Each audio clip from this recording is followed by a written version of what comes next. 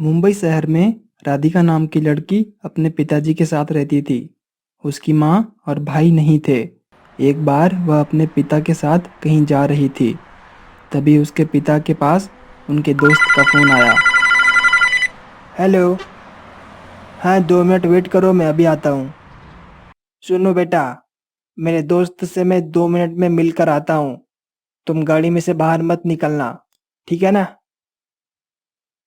ऐसा कहकर उसके पिताजी वहां से चले गए। यहाँ तो मैं बोर हो रही हूँ। क्या करूँ? पता नहीं पापा जी कब आएंगे। तभी थोड़ी दूर उसे एक लड़का राखी बेचता हुआ दिखाई दिया।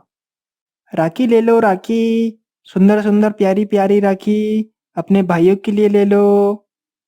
राधिका गाड़ी से उतरकर राखी वाले के पास आई और बोली, अरे वाह, यह तो बड़ी सुंदर और प्यारी राखी है।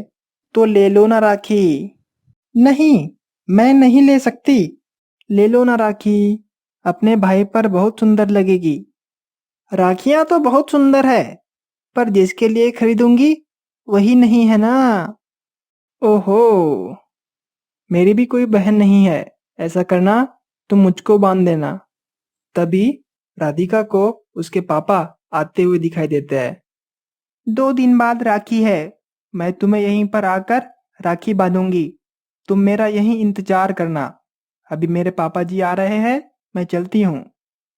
राहुल यह सुनकर खुश हो जाता है।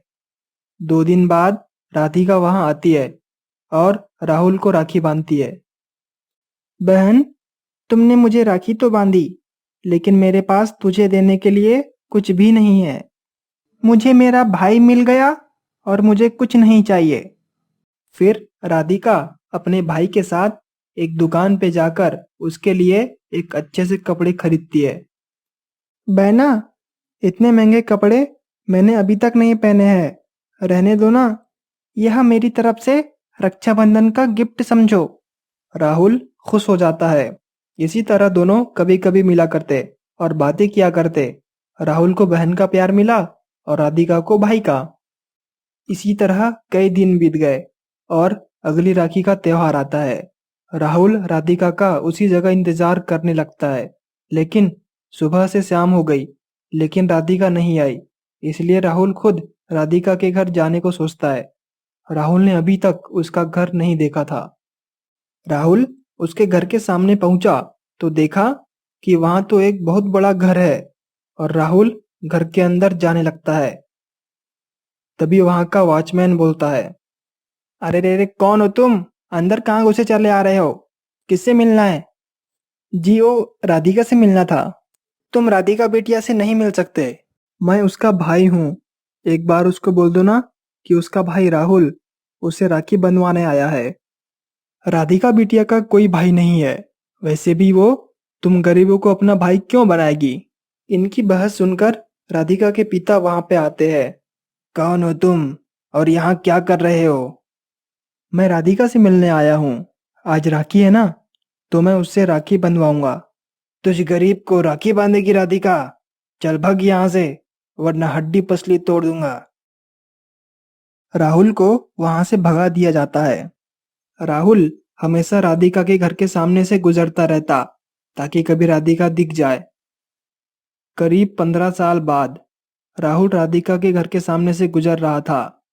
तब उसने देखा कि राधिका और उसके पापा वहां खड़े थे। राहुल आवाज लगाता है और राधिका उसके पास आती है। बहन राधिका, इतने सालों से मैं तुम्हें ढूंढ रहा था।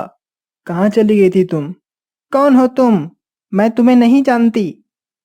आज से 15 साल पहले तुमने मुझे राखी बांधी थी, याद है ना तुम्हें? फिर ऐसा क्यों बोल रही हो तुम? मैंने?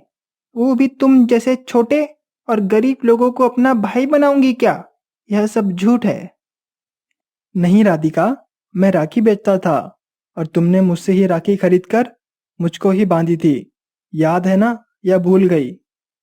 शायद ऐसा हुआ हो। वो बचपन की नादानी समझकर भूल जाना और दोबारा मुझसे नहीं मिलना। तुम अमीर लोगों के लिए भले ही ये नादानी हो, लेकिन मैंने इसे सच माना था। सो आई डोंट केयर। राहुल अकेला अकेला गुमसुम सा रहने लगा था। न खाने का होश था और न ही पीने का।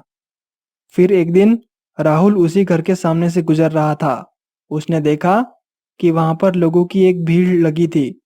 राहुल वहां गया और एक से पूछा, क्यों भाई साहब, यहाँ इतनी भीड़ क्यों लगी है?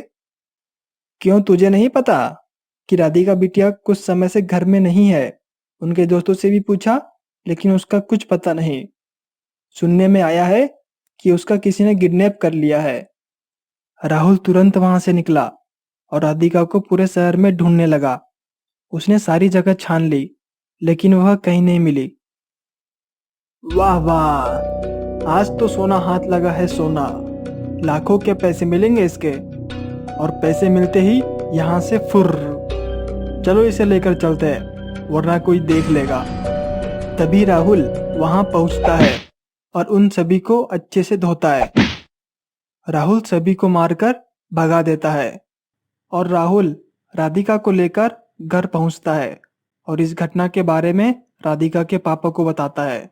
राधिका बोलती है, सॉरी भाई, मुझे माफ कर दो, मैं तुम्हारे प्यार को नहीं समझ पाई। राहुल सभी कुछ भुलाकर बोलता है, बहना, आज खुशी का दिन है, जल्दी से मुझे राखी बांध दो। राधिका उसे राखी बांधती है और सच्चे मन से राहुल को अपना भाई बना लेती है।